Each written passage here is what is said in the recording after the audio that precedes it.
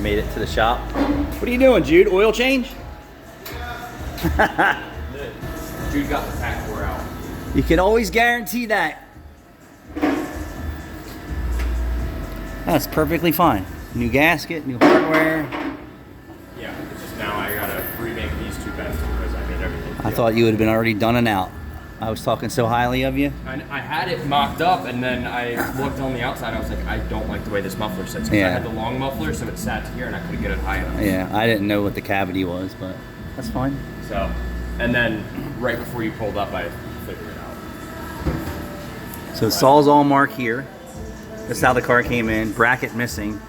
You have to have a bracket on your exhaust system. You know, I saw this muffler to be.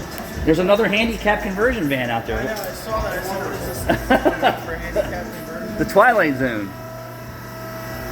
You can always guarantee an oil change.